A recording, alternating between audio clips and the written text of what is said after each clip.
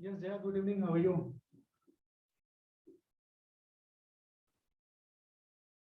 Hello. Jaya, could you please hear me? Oh, yes, Dhansri. Yes, Dhansri, good evening. Thank you so much for writing.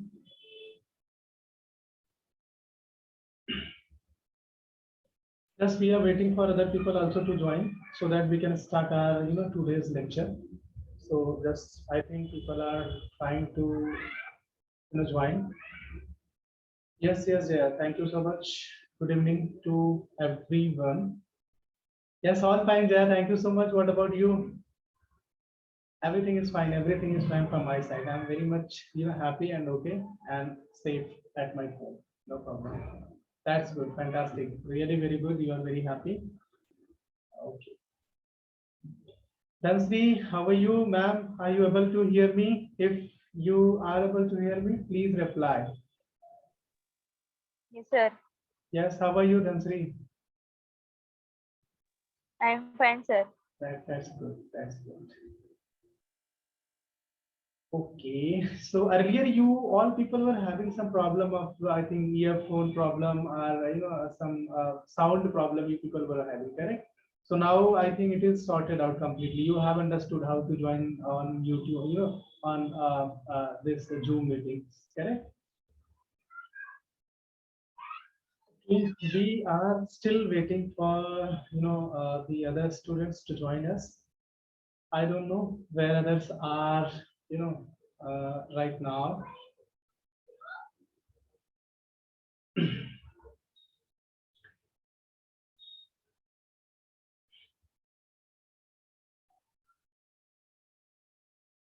Okay, Jaya, no problem. So we are going to start. So once again, now Kanaya is joining. Just give me some time. I'm just taking Kanaya in.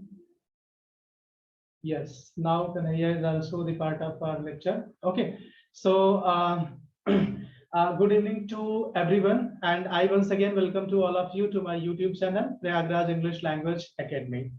Okay, so guys, today we are going to do a small and a short recap what we studied in previous lecture, what we studied in the previous lecture. So what we studied in the previous lecture, that is what we are going to do a recap session, and after that we'll go for further today's lecture. So I would like to tell you, in first lecture we did how to give self introduction at any place, including interview, teacher parents meeting, seminars, any functions. Whenever we are meeting to anybody, first time we are supposed to introduce ourselves. So your introductions could be done at any places as per the requirement of your choice. In second lecture, in second lecture, we learned what is the difference between time and tense, and how does it work in grammar to make grammarian, to make I'm sticking in Sandeep. Okay, Sandeep is now again in. Okay, grammar to make a more beautiful, means what is the difference between time and how does it work in grammar to make grammar sentences more beautiful in terms of meaning of sentences. In the same lecture, we also went through the verb, means what is the role of verb in sentence and how does it shows meaning, means the status of any actions, degree of completeness, degree of extensions, means how this verb is working in any sentence. That is what we did. In third day lecture, Sandeep, we are just doing recap. Okay, I think you are just late for 200 minutes. No problem, that's perfect. We are doing a recap session. Yeah. Okay, so in third lecture, I'm telling you, in third lecture, we try to understand types of timing. I told you in previous lecture there are two types of the time. One is fixed time and second is unfixed time. I give you many examples with beautiful, the examples were there. I gave you many examples were there. So I think that was very much, important. If you have any questions or any kinds of the doubt, you could go into that, video. You can watch it out, no problem. Okay, and now now we are trying to understand in the 4th day lecture. In 4-day lecture, we did how tenses are studied. I told you in some part of the India, tenses are studied in four pairs, like present, four past, and four future. And in some part of India, we are trying to understand the tenses in three pairs. Means first 3 indefinite, and then continuous, and then perfect, and then perfect continuous. This is how we try to understand the tenses. In fourth lecture, we completed all these things. Okay. And in 5th day lecture, today is the 6th day's lecture, correct? This is the sixth Saturday is the 6th day. So this is the 6th day lecture. In 5th day lecture means previous day before yesterday, we try to understand on what basis nomination of the tenses are done in the grammar. Okay, means why we say indefinite tense and why do we say continuous tense, and what is the reason to say perfect tense, and why we are saying this is present, this is perfect continuous tense. So in detail, with Hindi and English example, I taught you in previous lecture, means day before yesterday. So till now we have done 5 lectures. Okay, so today we are going to do our 6th lecture. So we will try to understand what we are going to learn in 6th lecture. ठीक है? Okay, I hope कि आपको clarity मिला होगा, एक recap दिया ताकि आप पीछे चीजों को recap कर सके, आगे बढ़ सके। आगे बढ़ते हैं, आपको स्क्रीनशॉट के साथ शेयर करता हूं और फिर इसके बाद आगे बढ़ने का प्रयास करते हैं। Okay, so no problem guys, today is our by mistakenly मैंने यहाँ पे 5th लिखा है, हालांकि आज 6 का है, तो आप 6 just one second people, some people are there who are waiting.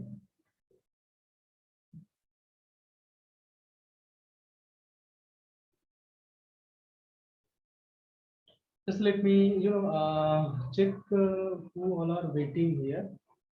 So Praful is joining now. Okay, perfectly fine, guys. We are now ready to take our 6 days lecture. So today we are trying to understand what is helping verb. Helping verb क्या होता है मैं आपको बताऊंगा। Helping verb जो tenses हम लोग पढ़ने वाले हैं, पूरे 12 टाइप्स के टेंसेस 3 होते हैं, present, past and future, but उसके जो प्रकार होते हैं आपने पढ़ा है, 12 होते हैं, मैंने पढ़ाया है। That's good, no problem. तो जो ये हेल्पिंग वर्ब है ना, हेल्पिंग वर्ब क्या होते हैं? Helping verbs are verbs that are used in verb phrase meaning used with the second verb to show tenses or form of questions or negative. Helping verb भी ना, जो main verb होती थी ना, जो बदलती थी आपकी गो, वेंट, गॉन, गोइंग, वो मेन वर्ब है, ये हेल्पिंग वर्ब है। ये हेल्पिंग वर्ब मेन वर्ब को हेल्प करने के लिए आती हैं और ये अलग तरीके से एक सेंस बनाती हैं। तो मैंने कुछ हेल्पिंग वर्ब्स के यहाँ पे नाम दिए हैं, जैसे कि is, am, are, was, were, will, be, shall be, do, does, did, and have, has had, will have, shall have, and has been, have been, had been, will have been, shall have been. सभी tense में अलग अलग तरीके से you are suppose to use helping verb. ये जितने भी helping verbs मैंने यहाँ पे दिए हैं वो मैंने आपको दिया है टेंस में यूज करने के लिए, करेक्ट?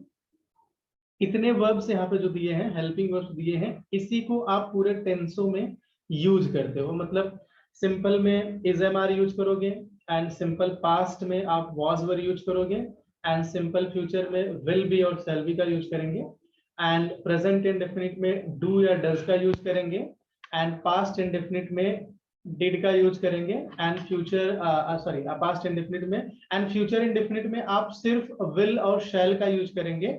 शायद मैंने यहाँ पे लिखा नहीं है, मैं भूल गया हूँ, बट आप फ्यूचर इंडेफिनिट में विल और शैल का यूज करेंगे। ये आपका प्रेजेंट परफेक्ट में आप हैव का यूज करते हैं, एंड प्रेजेंट परफेक्ट में आप हैज और हैव दोनों का यूज करते हैं। Past perfect में you are supposed to use had, and in future perfect will have and shall have you are supposed to use, and present perfect continuous has been and have been, past perfect continuous had been, future perfect continuous will have been, shall have been. तो जो पूरे आपके 12 tenses होते हैं ये helping verb आप वहां पे यूज करोगे। आपको घबराने की कोई जरूरत नहीं है, आगे जब हम लोग टेंसेस पढ़ेंगे तो इसको बखूबी देखेंगे कि किस तरीके से इसका यूज किया जाता है।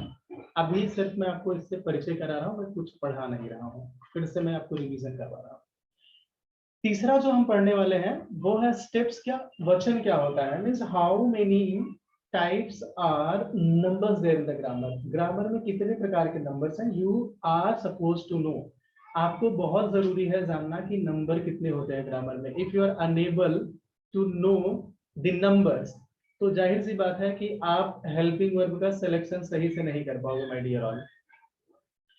तो in English grammar, numbers refer to grammatical contrast between singular, the concept of one, and plural, more than one, forms nouns, pronoun, determiners and verb। अच्छा, ये noun तो आपको पता ही होगा, noun is the name of person, place or thing। pronoun भी वही होता है which is used in place of noun। determiners वही होता है दोस्तों, जो आप a पढ़ते हो, and पढ़ते हो, वो आपका determiner में होता है। तो आगे हम लोग पढ़ेंगे, वर्ब्स भी आगे पढ़ेंगे, पार्ट ऑफ स्पीच में हम इसको पूरी तरह से पढ़ेंगे, वहां पे प्रॉब्लम नहीं है। अभी के लिए सिर्फ इतना ही जान जाओ कि आपके पास दो नंबर्स होती हैं, एक होती है सिंगुलर जहां पे हम एक वचन जिसको बोलते हैं इन हिंदी, और दूसरा होता है प्लूरल जिसको हम लोग बोलते हैं बहुवचन होता है। तो सिंगुलर मतलब वो होता है जिसमें हम एक ही के बारे में बात करते हैं। एक ही के बारे में बात करते हैं मतलब समझते हो, जैसे मैंने गर्ल लिखा है तो एक लड़की के बारे में बात कर रहे हैं। दूसरा मैंने कैट लिखा है तो मैं एक बिल्ली के बारे में बात कर रहा हूँ। मैंने रैट लिखा है तो मैं एक चूहे के बारे में बात कर रहा हूँ। मैंने बुक लिखा है तो एक के बारे में बात कर रहा हूँ। चेयर तो एक है, मोबाइल तो एक है, शॉप मतलब दुकान होता है एक ही है, ETC। ऐसे बहुत सारे हो सकते हैं। और दूसरा क्या होता है, मैंने यहाँ पे लिखा है वुमेन एंड मैन, और ये पर्सन भी लिखा है, ये पर्सन भी आपका सिंगुलर ही होता है। यहाँ पे मैं आपको एक चीज बताना चाहूंगा छोटे से नोट्स के साथ, छोटे से रिक्वेस्ट के साथ, कि ये जो आप नंबर्स देखते हो, जो सिंगुलर देखते हो, एक वचन देखते हो, उसके कई जरूरी नहीं है कि आप हमेशा यस या ईएस ही लगा के आप प्लूरल फॉर्म बना दोगे, और जरूरी नहीं है कि आप स्पेलिंग बदल के लगा सकते हो। कभी कभी ये यस या यस के साथ भी आप बदलते हो। जैसे यहाँ पे देखोगे कि गर्ल का गर्ल्स हो गया है, कैट का कैट्स हो गया है, रैट का रैट्स हो सका है, उसी तरीके से चेयर का चेयर्स हो गया है, मोबाइल का मोबाइल्स हो गया है, शॉप का शॉप्स हो गया है। लेकिन आप वुमेन देखते हो, वुमेन मतलब औरत होती है। एक औरत की बात करते हैं तो वुमेन बोलते हैं, और एक आदमी के बारे में बात करते हैं तो मैन बोलते हैं, मैन मैन मैन बोलते हैं। लेकिन जब इसका हम लोग प्लूरल बनाते हैं ना तो वुमेन को EL लगा देते हो, CE लगा देते हैं। क्या लगा देते हैं, जो आपका ए रहता है ना उसकी जगह पे ई लगा देते हैं, और मैन के जगह पे ई लगा देते हैं। अब यहाँ पे आप ये मत सोचना कि भाई यहाँ पे हमने यस क्यों नहीं लगाया, यस क्यों लगाया, ये ग्रामर का रूल है। आपको जब मैं ये बताऊंगा ग्रामेटिकल में आगे चढ़ेंगे, पार्ट ऑफ स्पीच अगर हम लोग पढ़ेंगे तो वहां पे ये सारी आपको जो क्लियर डाउट्स रहेंगे वहां पे क्लियर करेंगे। इसी तरीके से पर्सन आपका सिंगुलर होता है, पर्सन मतलब एक व्यक्ति होता है। पीपल जो होता है वो ऑलरेडी प्लूरल है। कभी कभी आप लोग पीपल के साथ पीपल्स लगा देते हो, बट वो गलत है।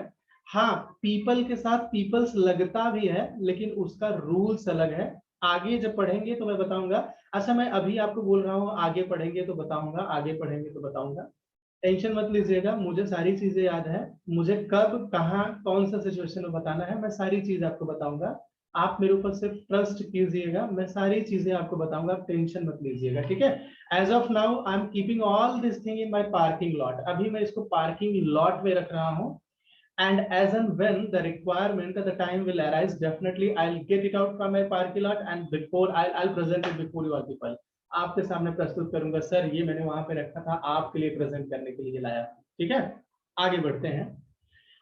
कृपया याद रखें, please remember one thing guys, to all people, number आपको अगर नहीं पहचानना आएगा तो आप हेल्पिंग वर्ब गलत लगाओगे। मैं अभी भी बता रहा हूं कि आपकी जो हेल्पिंग वर्ब रहेगी ये नंबर के ऊपर डिसाइड करती है, कि अगर आपका सिंगुलर नंबर है तो हेल्पिंग वर्ब भी आपको सिंगुलर लगाना पड़ेगा, अगर आपका नंबर प्लूरल है तो आपको हेल्पिंग वर्ब भी लगाना है। हेल्पिंग वर्ब कौन भाई, इसके बारे में बात कर रहे हैं कि इज एम आर कहाँ पे लगाना है, ये आपका कौन सा डिसाइड करेगा, नंबर डिसाइड करेगा। नंबर मतलब सब्जेक्ट, सब्जेक्ट मतलब कि मेरा एक वचन का है या फिर एक से ज्यादा है। ठीक है, आगे बढ़ते हैं। कुछ एग्जांपल्स मैंने यहाँ पे लिखा है, मैंने यहाँ पे कुछ एग्जांपल्स मैंने लिखने का प्रयास किया है। जैसे लिखा है कि बिल्लियां दौड़ रही हैं, तो मैंने यहाँ पे लिखा है कैट्स, यहाँ पे मैंने कैट्स लिखा है। मैंने क्या लिखा है, कैट्स आर रनिंग। मैंने कैट्स क्यों लिखा है पता है, कैट्स क्यों लिखा है, क्योंकि बिल्लियां हैं, एक से ज्यादा बिल्लियों के बारे में बात कर रहा हूँ। याद रखना, मैंने कैट्स के साथ आर लगाया है। दूसरे में मैंने यहाँ पे एग्जांपल्स, दूसरा एग्जांपल्स लिखा है बिल्ली दौड़ रही है, यहाँ पे मैंने कैट इज लगाया है। इज क्यों लगाया पता है आप लोगों को, क्योंकि ये बिल्ली एक है। तो आप ऐसा नहीं बोल सकते कि बिल्लियां हैं तो भी आप आर लगाओ और बिल्ली है तो भी आर लगाओ, नहीं, आपको पहचानना पड़ेगा। English is very funny language guys, it is very easy to all of you people to understand, but आपके पास थोड़ा ग्रामेटिकल नॉलेज होता है। जो लोग बोलते हैं ना बिना ग्रामर के इंग्लिश बोली जाती है, उनके लिए मैं बताना चाहता हूँ बिना ग्रामर का कोई इंग्लिश बोलता ही नहीं है। आपको नहीं पता है, इसके लिए आपको लगता है कि वो पूरी ग्रामर नहीं बोलता है। मुझे पता है, मेरे 14 साल के एक्सपीरियंस में 10 साल में कॉर्पोरेट में काम किया हूँ, मुझे पता है हमेशा, चाहे वो फॉरेनर हो या कोई भी हो, ही always speaks in a grammatical manner. कभी भी वो ग्रामर के बाहर नहीं बात करता है। मे बी आप लोग को थोड़ा सा अनकंफर्टेबल लग सकता है, लेकिन सच्चाई यही बात है जो मैं आपसे शेयर कर रहा हूँ। मेरा तो डेली बेसिस पे क्लाइंट के साथ मीटिंग होता है, so I understand my dear कि English is very important and it is spoken in a systematic way. You can not take it into otherwise way. आप अदरवाइज वे में नहीं बोल सकते कि हाय हेलो मैंने बोल दिया हो गया, नहीं, that is not the English. Means you are flop, you should not study. English आपको मेंटेन करना है तो आपको ग्रामर समझना पड़ेगा। You are suppose to understand the grammar. कैट्स इज लगे लगा देंगे तो आप क्या बोलोगे, तो गलत हो गया ना। फिर समझने वाला तो समझ सकता है कि आप बोलना चाहते हो कि, लेकिन आपने जो बोला वो गलत था। मैंने बताया बिल्लियां नहीं दौड़ती हैं, यहाँ पे मैंने कैट्स डू लगा दिया, नीचे मैंने लगाया बिल्ली नहीं दौड़ती है तो डज लगा दिया। तो याद रखना ये भी नाउन ही है, ये भी नाउन है, बट ये प्लूरल नाउन हो गया है, ये सिंगुलर नाउन हो गया है। तो जब सिंगुलर नाउन है तो हम डज लगा रहे हैं, और प्लूरल नाउन हो रहा है तो डू लगा रहे हैं। ठीक है, आगे बढ़ते हैं। आज हम फोर्थ में स्टेप्स में क्या पढ़ते हैं, व्यक्ति कितने प्रकार के होते हैं। There are three types of the person, there are three types of the person. कितने टाइप्स के पर्सन होते हैं, तीन तरीके के पर्सन होते हैं, तीन तरीके के। इधर ऐसे एक फर्स्ट पर्सन होता है, फर्स्ट पर्सन में आपका आई भी आता है। First person is that person who is talking. The person who is talking means I being the first person, because I am the speaker. The person who is speaking, जो बात करता है, is the first person. So today in this lecture I am talking, so I am the first person. You all are the second person. आप सब लोग दूसरे person हो।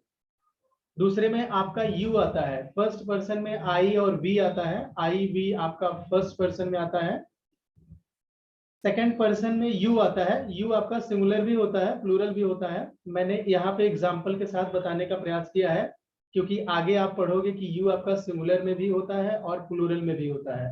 तो जब मैंने यहाँ पे लिखा यू आर अ बॉय, तो यहाँ पे जो यू है वो सिंगुलर को इंडिकेट कर रहा है, क्योंकि मैं यहाँ पे एक लड़के के बारे में बात कर रहा हूँ। तो यू आर अ बॉय मतलब आप एक लड़के हो। लेकिन नीचे मैंने बताया यू आर बॉयज, मैंने बताया कि आप सब लोग जितने भी हमारे लेक्चर में बैठे हो, आप सब लोग लड़के हो। तो मैं बोलूंगा यू आर बॉयज, मैं यू आर अ बॉयज नहीं बोलूंगा। अगर मैं अ बोलूंगा तो मैं किसी पर्टिकुलर एक व्यक्ति के लिए बोलूंगा, नहीं। यहाँ पे मेरा कंसर्न है कि यू ऑल आर बॉयज, आप सभी लोग लड़के हो। तो याद रखना, जब मैं प्लूरल, यहाँ पे ये यू और ये यू दोनों में दिखने में तो सेम ही दिख रहे हैं, लेकिन ये यू सिंगुलर इसलिए हो गया क्योंकि यहाँ पे हम लोगों ने ए लगा दिया है, और यहाँ पे नाउन के साथ हम लोगों ने प्लूरल फॉर्म नहीं बनाया।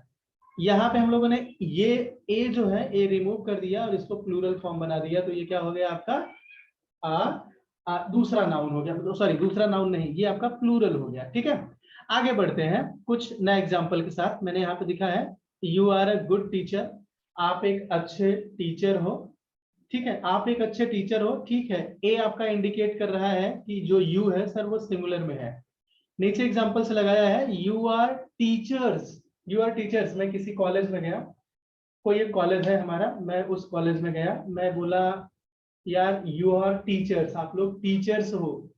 एक आदमी के बारे में बात नहीं कर रहा हूँ, 10 टीचर है, 5 टीचर है, एक से ज्यादा टीचर है, मैं बोलूंगा यू आर टीचर्स। आपको बच्चों के साथ कैसा बिहेव करना है, you are suppose to know first how to behave with the students, and after that the same kinds of the behavior you should impart to imparts among the student to understand all these things। तो मैं क्या बोलूंगा, teachers बोलूंगा, क्योंकि वहां पे मैं किसी एक के बारे में नहीं बोल रहा हूँ।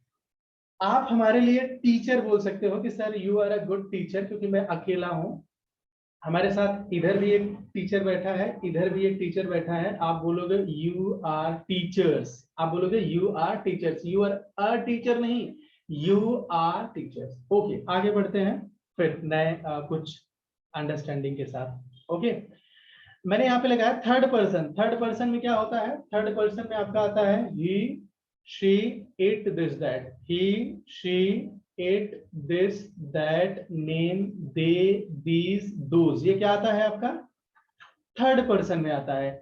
अच्छा, ये जो आपका पर्सन है ना, इन्हीं पर्सन को ही हम सब्जेक्ट के भी नाम से जानते हैं। किसके नाम से जानते हैं, सब्जेक्ट में, क्योंकि आगे जब आपका ट्रांसलेशन चालू होएगा तो आप सब्जेक्ट पढ़ते हो कि क्या सब्जेक्ट है, क्या सब्जेक्ट है, क्या सब्जेक्ट है। यही सब्जेक्ट है माय डियर, यही सब्जेक्ट है। तो आगे देखते हैं कि हम आगे क्या पढ़ते हैं। आई होप कि आपको यहाँ तक समझ में आया होगा, और अगर नहीं समझ में आया होगा तो आप लोग मुझे कमेंट कर सकते हो, मैं कल के रिकैप में फिर सेशन करूंगा। याद रखना, अगर आपको कुछ नहीं समझ में आएगा, मैं अभी भी बोलता हूँ, आप एक नहीं 1000 बार मुझसे पूछ सकते हो, लेकिन आपको आना चाहिए। मुझे कोई प्रॉब्लम नहीं है बताने में, क्योंकि मैं एक ट्रेनर हूँ, मैं एक टीचर हूँ, मुझे मजा आता है बताने में, क्योंकि मुझे पता है ग्रामर क्या होती है, इंग्लिश क्या होती है, what is the importance of English. आप लोग ट्रेनर नहीं हो, आप लोग नए हो, आपको इंडस्ट्री के बारे में पता नहीं, कैसे कंपनी में काम किया जाता है, what is the importance of English. maybe you can take it lightly, but I would like to let you know English is very important language. It can change your entire life, from zero to hero बना सकती है, from earth to first पे लेके जा सकती है। कुछ भी डाउट रहेगा आप ये मत बोलना कि सर इंग्लिश तो ग्रामर के हिसाब से नहीं बोली जाती है। मैं कभी प्रमोट नहीं करूंगा अपने पूरे लाइफ में कि ग्रामर के हिसाब से इंग्लिश नहीं चलना है, आपको चलना है ग्रामर के हिसाब से माय डियर। आगे बढ़ते हैं। सब्जेक्ट क्या होता है मैंने आपको बताया, वही जो ऊपर हम लोगों ने पढ़ने का प्रयास किया, सेम चीज हम लोग नीचे पढ़ने का प्रयास करते हैं। देखते हैं, आई मतलब मैं होता है, आपको भी पता है, मुझे भी पता है, सबको पता है। वी, वी मतलब क्या होता है, वी मतलब हम होता है, और हम सब भी होता है। याद रखना, वी सिर्फ अगर मैंने वी लिखा ना, तो वी मीन्स आल्सो हम होता है और हम सब भी होता है। लेकिन जो अभी इंडस्ट्री में, जो बड़ी बड़ी कंपनियों में होता है ना, लोग थोड़े प्रिसाइज्ड हो गए। प्रिसाइज मतलब किसी भी चीज को ना बहुत एक्सप्लेन करके बताने का प्रयास कर रहे हैं, तो वहां पे वी ऑल लगा देते हैं। वी, चाहे आप वी बोलो या फिर वी ऑल बोलो, दोनों का सेम ही मतलब है। वी का मतलब भी होता है हम और हम सब, वी ऑल का मतलब भी हम और हम सब ही होता है। लेकिन जब किसी आप कंपनी में काम करने जाते हो, या फिर कोई जो बहुत हाईली एजुकेटेड है, जिसको बहुत पता है, is master in English, is master at English, is providing good training, वो आपको हमेशा बोलेगा वी ऑल आर स्टूडेंट, हम पूरे लोग students. We all are students बोलेगा, वी ऑल बोलते हैं। यू मतलब तुम भी होता है, यू मतलब तुम सब भी होता है, दोनों होता है। जिस तरीके से यहाँ पे वी ऑल को लोगों ने फालतू में लिख दिया है, फालतू में मतलब प्रिसाइज्ड बनाने का ज्यादा प्रयास किया है, उसी तरीके से यू मतलब भी तुम होता है, और यू ऑल मतलब भी तुम ही होता है, तुम सब भी हो सकता है। आपकी अंडरस्टैंडिंग है, समझ सकते हैं। आगे मैंने यहाँ पे बताया है ही मीन्स वह, ही मीन्स वह किसके लिए है भाई, ये पुरुष जात के लिए है। पुरुष जात in the which is representing the humanity, जहां पे मानवता की बात आती है, जहां पे सिर्फ मेल की बात आती है, सॉरी हाँ मेल की बात आती है। मतलब ही मतलब वह सिर्फ आदमी के लिए नहीं लगा सकते हैं कि वह लड़का है तो ही इज बॉय आप लगा सकते हो, दैट इज बॉय नहीं लगा सकते। किसी जानवर के लिए भी आप लगा सकते हो, जैसे शेर होता है, शेर आपको पता है, आप किसी जंगल में गए, आपने बोला कि कल मैं नेशनल पार्क में गया था, मैंने वहां पे एक शेर देखा, I saw a lion over there, and वो पेड़ पे चढ़ रहा था एंड ही वॉज क्लाइंबिंग। तो यहाँ पे ही भी आप लगा सकते हो, क्योंकि शेर जो है वो मेल की कैटेगरीज में आता है। मेल मतलब आदमी की कैटेगरीज में आता है, ठीक है। तो ही सिर्फ आदमी के लिए ही नहीं लगता, ये भ्रम को पूरी तरह से निकाल के फेंक दीजिए, ठीक है। Okay, now next one is she. जिस तरीके से ही सिर्फ पुरुष के लिए नहीं लगता है, वो जानवरों के लिए भी लगता है, उसी तरीके से शी जो होता है, सेकंड नीचे, मैं नीचे बात कर रहा हूँ, ठीक है। सेकंड जो शी होता है, शी वह स्त्री के लिए तो लगता ही लगता है, लेकिन स्त्री की जाति को डिनोट करने के लिए लगता है। अगर मैंने यहाँ पे चीटी बोल दिया, चीटी आंट होती है, आंट मतलब चीटी होती है, चीटी के लिए भी मैं शी लगाऊंगा। अगर मैंने लोमड़ी की बात किया, लोमड़ी फॉक्स, तो भी मैं शी लगाऊंगा। और अगर मैं गाय के लिए बात किया, गाय के लिए काउ, तो काउ के लिए भी मैं शी लगाऊंगा, क्योंकि वो भी फीमेल है, वो फीमेल को इंडिकेट करती है, न कि मेल को इंडिकेट करती है, ठीक है। आगे बढ़ते हैं।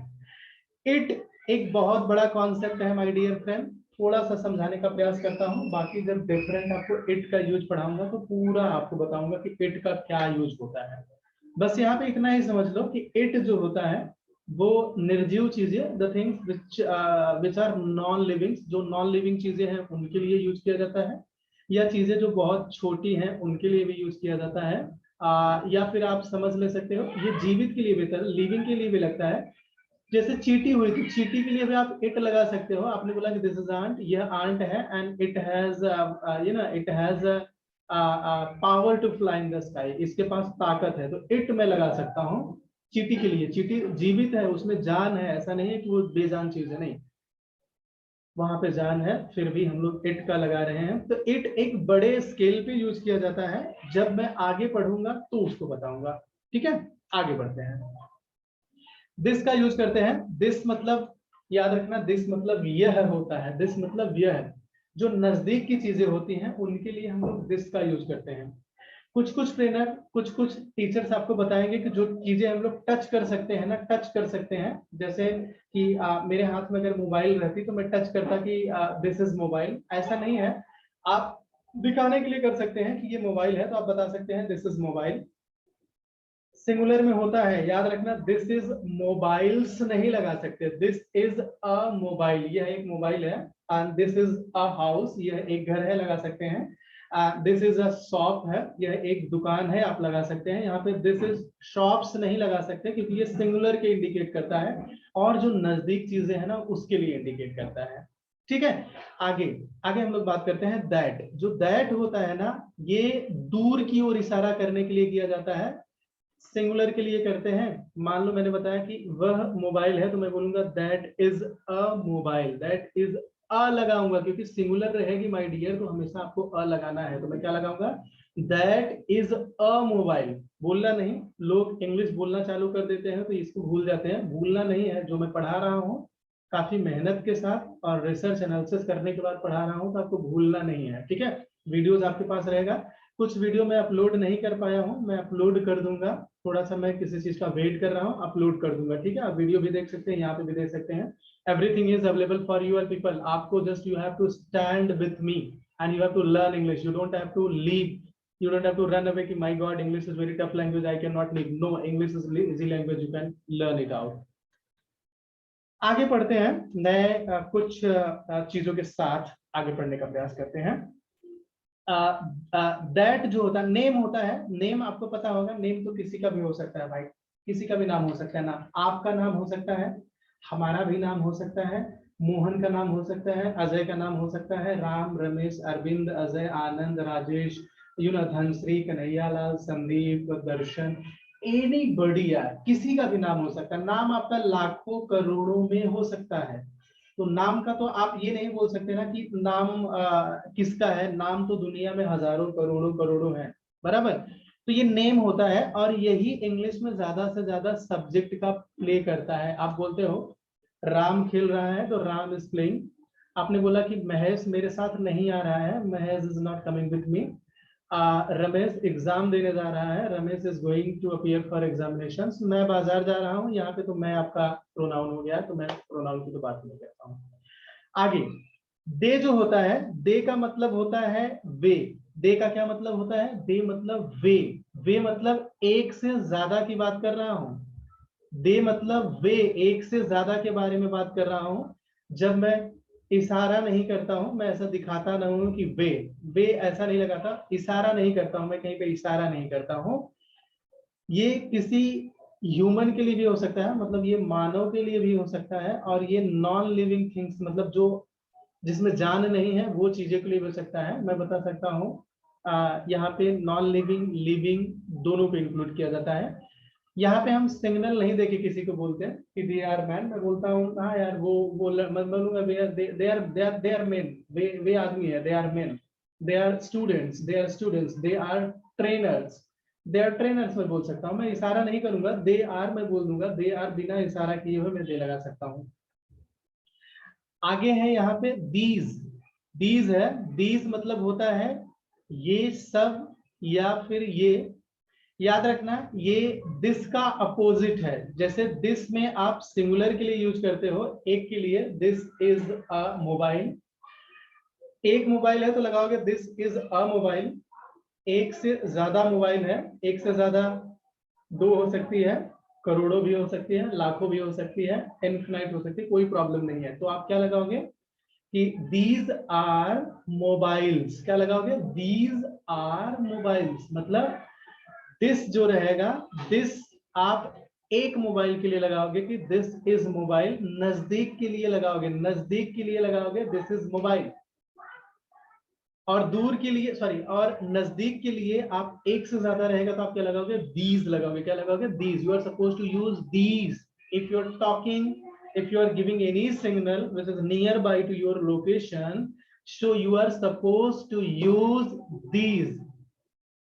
कैसे? these मैंने बोला मेरे पास 5 कंप्यूटर है तो मैं बोलूंगा ये सब कंप्यूटर है, तो मैं बोलूंगा these are computers।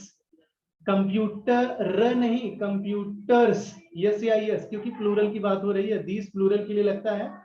और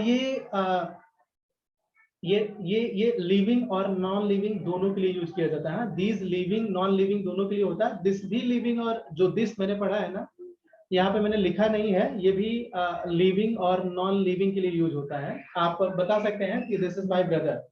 इशारा करना है, ये मेरा भाई है, भाई दिस इज माय ब्रदर। ये मेरी बहन है, दिस इज माय सिस्टर।